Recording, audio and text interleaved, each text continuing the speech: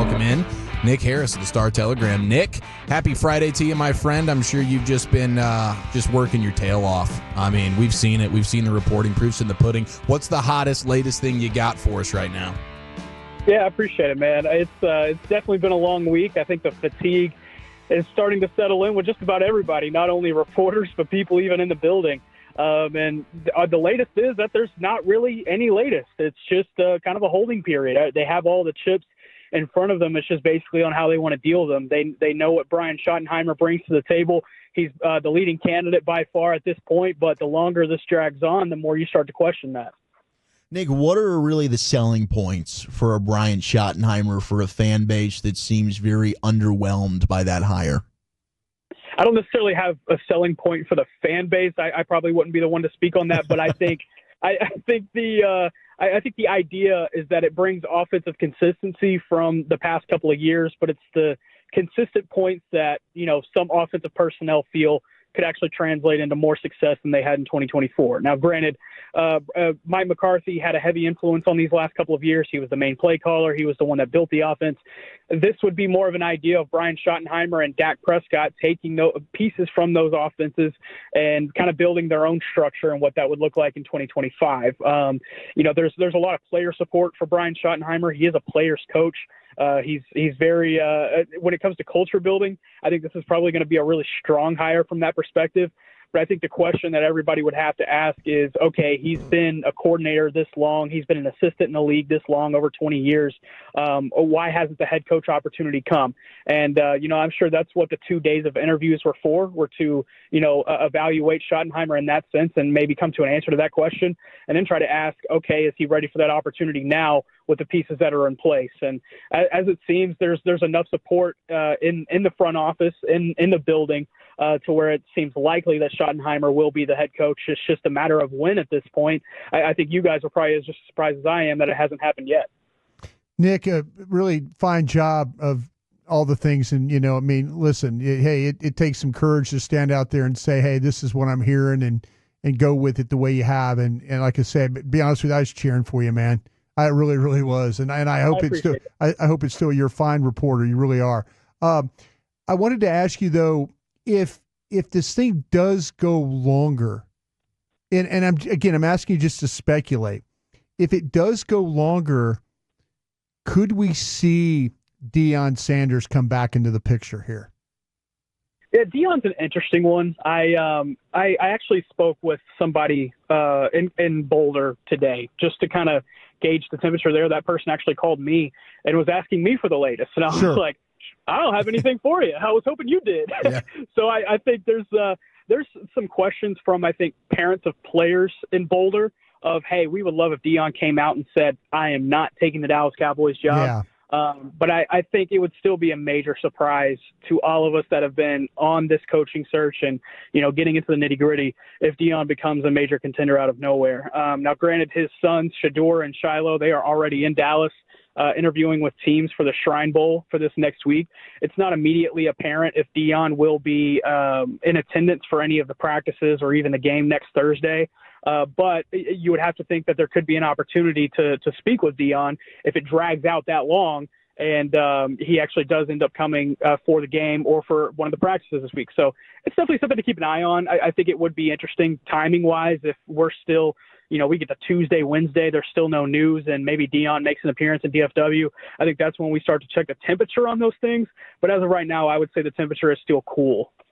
Nick Harris, Fort Worth Star-Telegram with us here in the GBag Nation. Another one could they circle back to would be Mike McCarthy. Yeah. And I know that seems crazy. Brian brought this up yesterday, but then you had Ed Werder, who also went ahead and tweeted, I wonder if there's ever a possibility of re-engaging discussions, extending their partnership rather than either making a change. And you actually brought up the Greg Berhalter situation with U.S. Soccer. I mean, is that too crazy to think of? Like maybe you do circle back and have a talk with Mike McCarthy if the Saints gig doesn't happen for him? Man, at this point, I couldn't tell you, Zach. I think with the Saints gig, though, you look at it and you see the guys that they have brought in for second interviews. It doesn't necessarily see that McCarthy is deep in the mix there, and obviously that's the only other opening at this juncture. You would have to wonder, okay, how bad did they leave? How bad did they leave each other last Monday? And I don't think anyone really knows the answer to that question. You know, it was a situation where they talked for many, many days. Mm-hmm. There's still respect between those two guys, and I think they showed that in the way that they did split ways, because you look at the statement that Jerry Jones put out and saying that they had a lot of respect for McCarthy, and they continued to support him all the way up through the end of the season when at a certain point in the year we were all writing him off. I think there's enough respect there to if a phone call was made, this is just me theorizing, that if a phone call was made to answer, but I can't put myself into that thinking at this point with all the Schottenheimer's teams. Well, what if I told you this, Nick, that I knew that if in fact that the Joneses were to make a better offer, then you would probably get consideration of maybe being reunited. I think the offer turned these guys off. What if the Joneses said, okay, listen, instead of the 2-year deal, we'll give you the 3. This is probably Schottenheimer. We're just talking right now. We're doing radio. But I think they walked away with a lack of respect is where I think McCarthy's camp is here. Yeah, because there wasn't a whole lot of clarity towards the end there, and I think maybe more clarity and a little bit more of a compromise from both sides would be able to mend those fences, but that's something that they would both have to be willing to cross. And I can't factor in egos or anything like that, because I don't necessarily know the egos of those people behind closed doors. But what I can say is it would definitely have to be some compromise between both sides based on how they did leave things last Monday. But again, all theorizing and going back to the Greg Berhalter U.S. soccer situation, it took them 3-4 months before they came back to sit down together. So maybe after draft, we could start talking about McCarthy coming back.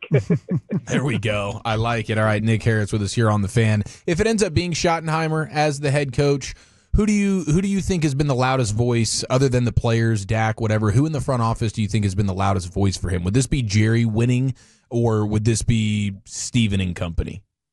Yeah, I don't think necessarily a loud voice per se. It's just more so the support that he's had from players has definitely been something that they've valued a lot. Now, there is a feeling that, there is a lot of support from the front office into Schottenheimer, whether that be Stephen Jones or some other executives. And, this decision is ultimately in the hands of Jerry and where he decides to take it from here. But there is enough support in that front office to make the hire as soon as now. It's just a matter of when.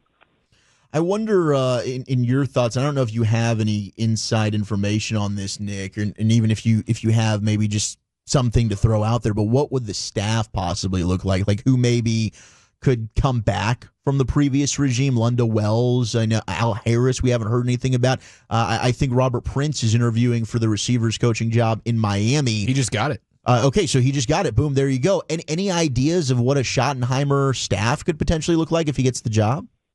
Yeah, I'm starting with the pieces that I know they will have to replace, and the special teams unit is almost going to have a complete overhaul. John Fossil taking a lot of his guys to Tennessee after taking the Titans special teams job. So that's going to be a big overhaul as far as looking outside the box for guys. As far as inside the box, I know there's a lot of support for Lunda Wells. He was the tight ends coach these past few years. Players love him.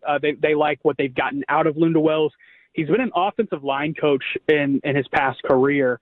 You would almost wonder if Jason Witten becomes a reality for tight ends coach. Do they move Lunda Wells over to offensive line? Do they maybe move him to an inside receivers role? How does that exactly look for a guy like that? I think on the defensive side of the ball, we talked about a couple of guys. I believe it was on the show last week talking about defensive line coach Jeff Scanina and then assistant defensive line coach Greg Ellis. Both of those guys, they felt like they got a lot out of last year, even despite the injuries that they had suffered up front, especially in the pass rush department around the ends, which was Greg Ellis's department.